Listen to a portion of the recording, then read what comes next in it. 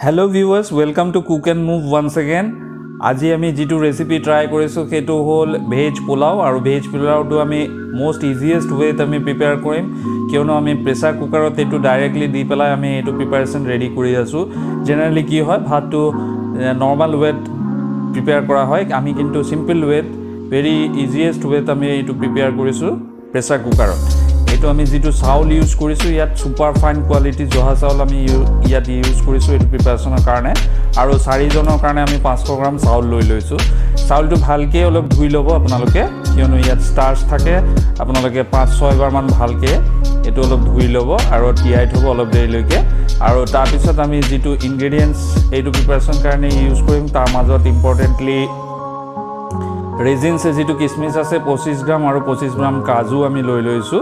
আৰু লগত গোটা গৰম মছলা যেটো আছে হেতু আমি 25 গ্ৰাম লৈ লৈছো এটো প্ৰিপাৰেচনৰ কাৰণে ঘিউ মোস্ট ইম্পৰ্টেন্ট সো আমি ঘিউটো লৈছো 50 গ্ৰাম ঘিউ আছে ইয়াত 500 গ্ৰাম চাউলৰ কাৰণে 50 গ্ৰাম ঘিউ আমি ইউজ কৰিম ফাৰ্স্ট অফ অল আমি ফ্লেমটো অন কৰি পেলাই প্ৰেসাৰ কুকাৰটো গৰম কৰিবলৈ দিছো আৰু তাৰ পিছত যেটো আমাৰ 50 গ্ৰাম ঘিউ আছিল 500 গ্ৰাম চাউলৰ কাৰণে গুটেই ঘিউখিনি আমি দি দিছো আৰু তাৰ পিছত অলপ শ্যালো ফ্ৰাই কৰি লৈছো যিখিনি আমাৰ ৰেজিনছ কিসমিস আৰু কাজু আছিল লগত গৰম মছলা আছিল গুটেইখিনি আমি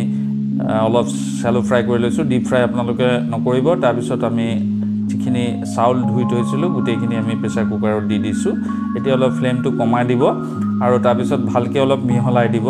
সো দ্যাট যিমানখিনি পানী আছিল চাউলৰ লগত সেই চাউলৰ লগত থকা পানীখিনি শুকাই যাব আৰু ভালকে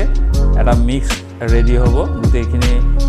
যিখিনি ঘিউ আছিল আৰু এটো অৱস্থাত আপোনালোকে অলপ নিমখ আৰু চেনি এড কৰি দিব পাৰে তাৰ পিছত আমি ইয়াত ফুড কালাৰ এড কৰিছো আপোনালোকৰ ঘৰত ফুড কালাৰ নাথাকিলে আপোনালোকে হালধি ইউজ কৰিব পাৰে কোনো ডিফাৰেন্স নাহিব কিন্তু প্ৰিপাৰেচনত কালাৰত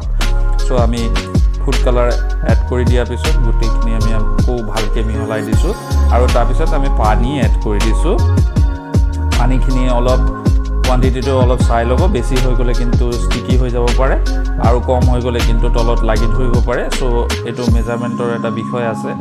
মেজাৰমেন্টৰ বিষয়টো আপোনালোকে ভালকে অলপ জুখি পেলাই পানীটো দিব আমি আৰু ফাৰ্দাৰ অলপ পানী ইয়াত এড কৰি দিছো আৰু লগত যিখিনি ঘিউ আছিল সেই ঘিউখিনিও আমি ইয়াত এড কৰি দিম আৰু তাৰ পিছত গুটেইখিনি যিখিনি আমাৰ চাউলৰ লগত ইনগ্ৰেডিয়েন্টস বাকি আছিল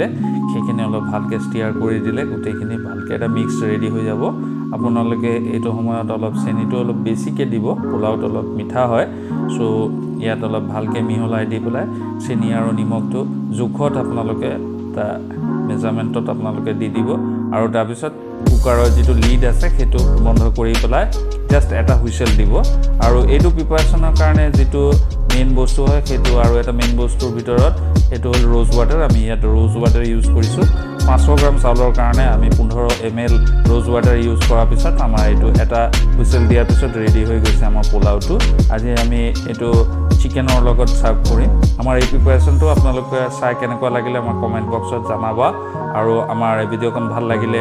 আমাৰ এনেকুৱা ভিডিওবিলাক চাই থাকিবৰ কাৰণে আমাৰ চেনেলখন অলপ সাবস্ক্ৰাইব কৰি দিব আজি আমি ইমানতে কমপ্লিট কৰিছো ইজিয়েষ্ট ওয়েত আমি পোলাওটো প্ৰিপেয়াৰ কৰিছো thank you so much for watching this video thank you all